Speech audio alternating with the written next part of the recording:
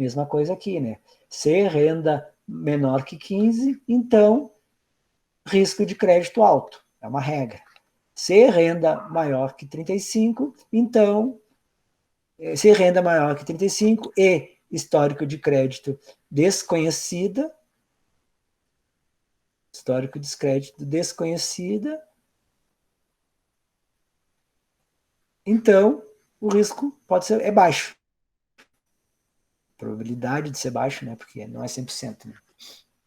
Certo? Então, árvores de decisão nada mais são do que conjunto de regras para cada nodo, para cada vértice e seus respectivos valores. É uma regra, né? Que pode ser representada por um if then else. Certo? Mas, um conceito importante. Um conceito importante em árvore de decisão. Certo? Um conceito muito importante. É o conceito de poda.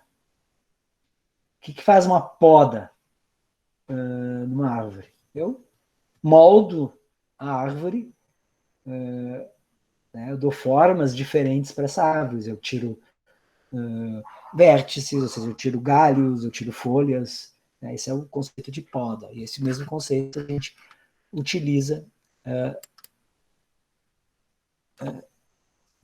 em árvores de decisão. Né? Então, o que pode acontecer, né, em árvores de decisão, eu ter um bias ou bias, depende se for falar em inglês, ou um viés, eu ter erros por classificação errada. Ou seja, tem um determinado vértice que vai provocar erro. Né? Então, eu vou cortar fora esse vértice. Certo? E árvores com muitos níveis, né? Com muitos ramos, árvores com muitos ramos tendem ao overfitting. O que é overfitting? O modelo se adapta aos dados. Ou seja, esse modelo funciona excelente para esses dados. Certo? Mas a gente sabe, a gente quer, com a aprendizagem de máquina, a gente quer que fique aprendendo sempre. Então, novos dados vão surgir. Certo? Daí, como teve overfitting, para os novos dados que surgirem, o modelo falha e falha feio. Por quê? Porque ele estava adaptado para aqueles dados, para aquele dataset, aquele conjunto de dados naquele momento. Isso é um overfitting. Certo? Então, por isso que a gente corta ramos. A gente corta ramos. Que ramo a gente corta? Que atributo a gente não leva em consideração? Aqueles que foi calculado com o menor ganho de informação. Tá? Que é o menor ganho de informação, a gente pode cortar esse atributo na nossa árvore de decisão. Né? Então, eu posso, de uma árvore de decisão que nem essa, com várias camadas, eu posso chegar numa mais simplesinha aqui, com menos camadas, né? E se torna mais genérica, e eu evito daí erro de sensibilidade, né? Fica muito sensível aqui, eu evito também o overfitting. Então, essa é uma forma de a gente otimizar a nossa árvore de decisão. O algoritmo, a biblioteca que a gente vai usar, né, o sklearn, scikit-learn, ele faz isso automático para nós, tá? Então, vocês não precisam calcular, ver, ele vai fazer... Não é bem dessa forma o sklearn, né? Tem outros algoritmos, tem outras bibliotecas melhores que tu pode especificar. O sklearn não, tu só diz até quantos níveis tu quer que ele desça. Tipo assim, eu quero que tenha 4 níveis só minha árvore. Então, ou tipo aqui, eu quero que a árvore só tenha 2 níveis. Então ele vai botar nos 2 níveis os que tiverem maior ganho de informação e vai desconsiderar os outros. É isso que ele faz. Eu tenho que especificar, no sklearn, eu tenho que especificar quantos níveis eu quero. A gente vai ver isso, né, nos exemplos. Certo, gente? Bom, a árvore de decisão obviamente, tem vantagens e desvantagens. A vantagem é que ela é de fácil interpretação, ou seja, eu não preciso... É fácil de interpretar, né? Então, é um conjunto de regras. A gente, se tu pegar uma árvore de decisão, tu vai pegar e vai descer aquelas regras, tu consegue navegar na tua árvore de decisão sem problemas, né? Não precisa normalizar ou padronizar os dados. Notem que lá eu estou trabalhando com valores bem diferentes, né? Eu posso trabalhar com idade e posso trabalhar com renda. Renda tem uns valores muito mais altos que idade, por exemplo. Então, por exemplo, lá no Navy Bias é interessante a gente padronizar, né, para os cálculos estatísticos ficarem melhor. Aqui não precisa. É muito rápido, então uma árvore de decisão é muito rápido para classificar novos registros, né? Então, se eu já tenho árvore treinada, um novo registro, rapidinho, ele vai classificar. Certo? Desvantagens. Pode gerar árvores muito complexas, se eu tiver uma base com muitos atributos, eu posso gerar uma árvore muito complexa.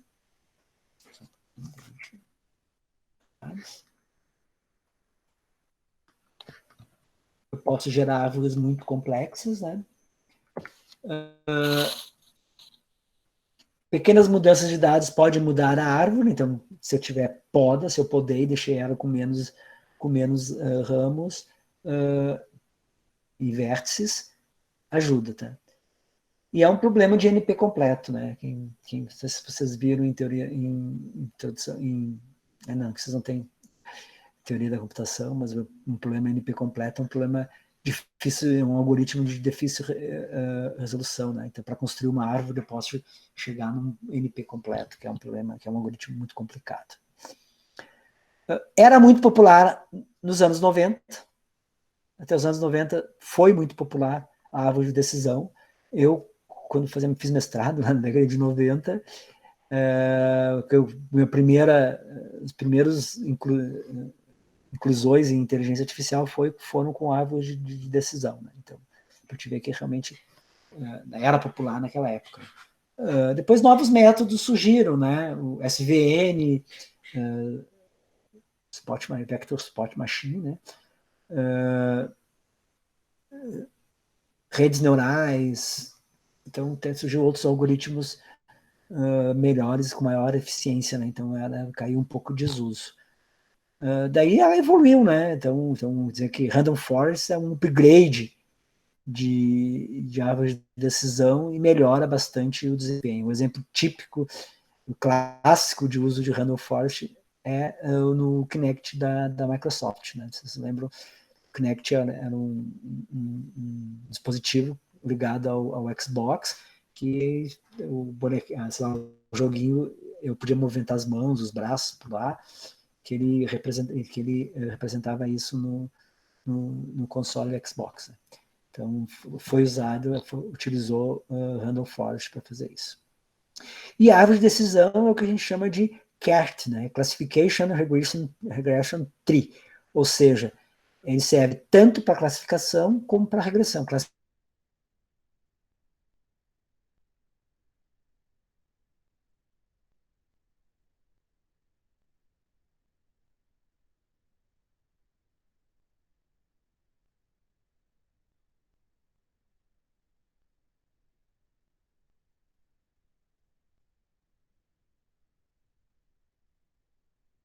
Forest é uma evolução da árvore das árvores de decisão, né?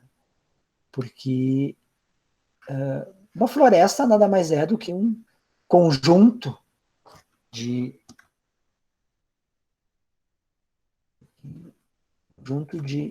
não, uma floresta nada mais um agrupamento de árvores.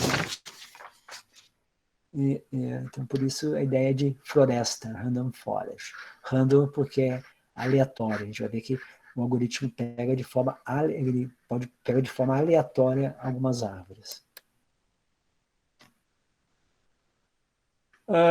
Então, o Random Forest usa o conceito da Ensemble Learning, ou seja, aprendizagem em conjunto. A ideia é quando a gente quer, supondo que a gente seja bilionário e a gente quer investir o nosso dinheiro. a gente vai consultar vários profissionais, né? Para a gente tomar uma decisão. E a mesma ideia, então, no Random Forest. Eu vou consultar várias árvores para chegar, para mim tomar uma decisão. Então, a ideia são vários algoritmos juntos para construir um algoritmo mais forte. Quando eu quero prever um valor, eu uso média. A média dos resultados de cada uma das árvores que eu utilizei, que fazem parte da minha floresta. Quando o meu problema é um problema de classificação, que nem nesse próximo problema aqui de alto, moderado e baixo, é um problema de classificação, eu vou fazer votação, a maioria ganha. Então, nesse exemplo aqui que nós temos aqui, eu tenho 3 árvores, a primeira árvore me deu um risco alto, a segunda árvore me deu um risco baixo e a terceira árvore me deu um risco baixo. Eu faço por votação, portanto, aquele valor que eu quero, aquela classe que eu quero, aquele valor que eu quero classificar, né? Vai classificar em risco baixo, porque 2 foram baixo e 1 foi alto. Então, isso que ele faz para. Então, por isso que tem que ser, claro, tem que ser sempre ímpar, né? E faz assim, você vai fazer sempre para poder ter o desempate, né? Então, essa é a ideia. Então, o Random Forest nada mais é do que utilizar várias árvores de decisão e fazer depois ou uma média ou uma votação do resultado dessas árvores para resolver o meu problema. Certo? Essa aqui é a ideia do Random Forest.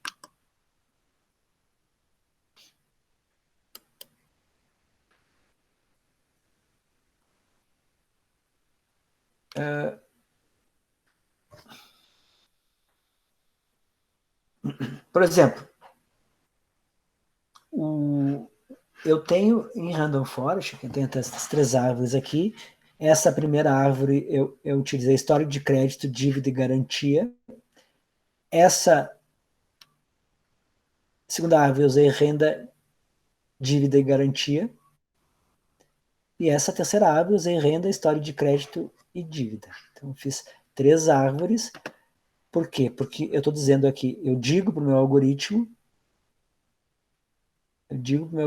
que vai utilizar 3 árvores, e esse K ele vai pegar randomicamente 3 atributos. Por isso que é Random Forest. Ele vai pegar randomicamente 3 atributos. Então aqui ele pegou história de crédito, dívida e garantia, esses 3 atributos. Aqui ele pegou, nós temos 4 atributos aqui, e eu mandei utilizar 3 deles de forma aleatória em 3 árvores distintas. Então, escolho de forma aleatória K atributos para a comparação das métricas de pureza, impureza, pureza ou impureza, impureza de Gini ou entropia. Certo? Então, a gente viu nós calculamos nossa árvore de decisão lá pelo método da entropia, mas também teria a impureza de Gini, que é outro método matemático, muito parecido, mas é outro método. Tá? A gente viu só um dos métodos, só a entropia.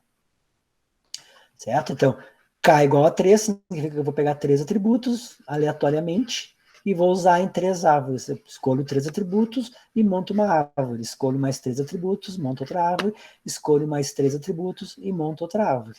É assim que funciona um algoritmo de Random Forest. Certo? Então, de apresentação é isso. Agora vamos aos nossos exemplos práticos. Então, essa é a referência aí, né, do medium.com, tá em português, se não me engano, para facilitar. No material da aula eu tenho lá 3 exemplos de árvore de decisão e os 3 mesmos exemplos utilizando o Random Forest. Então, para a aula que vem, o trabalho de vocês é pegar a base que vocês usaram para fazer por Navy Bayes, usar essa mesma base para fazer por Random Forest e por árvore decision tree, árvores de decisão. Vocês vão ver que é muito fácil, né? A gente só precisa passar a base e dizer que a gente vai usar árvore de decisão, ou dizer que vai usar random forest, setar alguns parâmetros, e ele vai fazer todo esse trabalho que eu expliquei aqui, tentei pelo menos explicar passo a passo, para